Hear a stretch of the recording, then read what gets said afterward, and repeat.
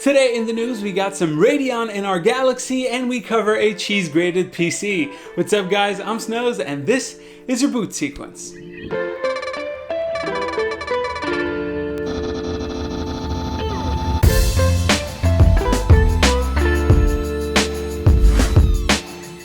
Let's get started with AMD. At Computex, the company unveiled some details on their new graphics architecture called RDNA. Radeon DNA is a new compute unit optimized specifically for gaming as compared to GCN, which was much more of a balancing act between gaming and compute power. According to Sweetlockers though, the new 5700 series Navi line of GPUs arriving in July is actually a mix between GCN and RDNA. The higher end Navi cards, aka Navi 20 or Big Navi, is supposed to arrive next year, and those will be the first to support RDNA through and through. In any case, it's nice to see AMD focusing more on the gaming market, but let's make sure we don't lose too much compute out of that.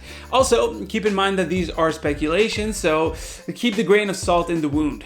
What? Anyways, what is not speculation is Samsung entering a multi-year partnership with AMD. This is a huge move for Team Red. Not only are they in PCs, notebooks, consoles, cloud services, and supercomputers, but phones too now. And Samsung phones on top of that, the largest smartphone manufacturer in the world. Anyways, this partnership will let Samsung use RDNA graphics across all of its mobile hardware, so that might be a reason for Samsung to stop using Qualcomm chips completely and integrate RDNA into its own Exynos processors. Plus, Samsung has its own fabs, so they don't have to rely on TSMC for these chips. AMD's CTO Mark Papermaster also said last year that their future designs would be more flexible to use multiple fabs going forward. So maybe AMD's next few chips might come from Samsung and TSMC in tandem.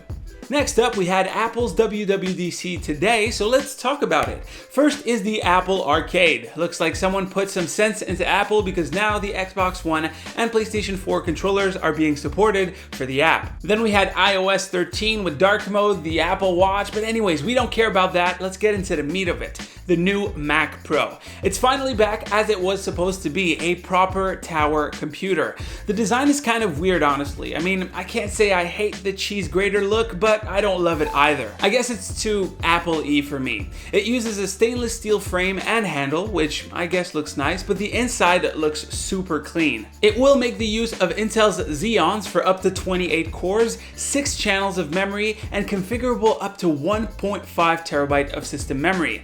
What the f? That means 128 gigabytes per stick. Do they even exist? What is more likely though is Apple may be making the use of Intel's Optane DC persistent memory, which would count as system memory and would come in much higher capacities, but that's just me speculating here. The system has 8 internal PCIe slots, which are actually pretty usable. 4 of them are double wide, 3 of them are single wide, and you have 1 I/O slot for things like Thunderbolt, USB, and audio.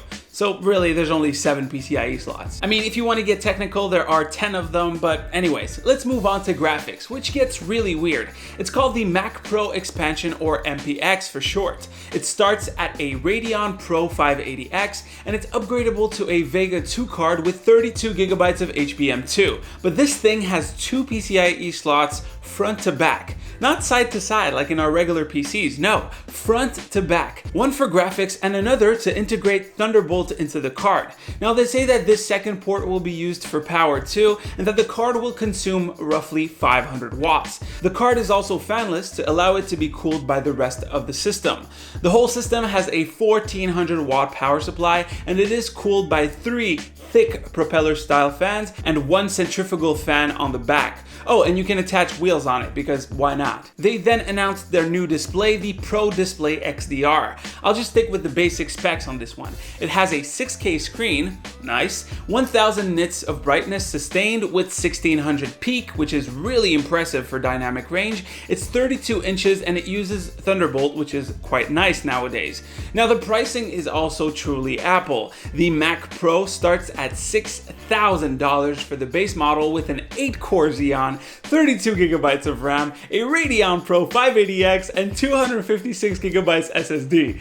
Yep, that is basically highway robbery. Now, I don't care about all the extra stainless steel or MPX. This is the price of $1,000, maybe a $3,000 system if you want all the Thunderbolt ECC RAM and all of this right now in the PC world. Maybe once you get 28 cores, it might be justifiable, and if you buy the $6,000 one and you upgrade it yourself, you might save a hell of a lot of money, but come on, $6,000 for this? As for the Pro XDR display, it's $5,000, but you can't really blame Apple since there is nothing else like it in the market, so yeah.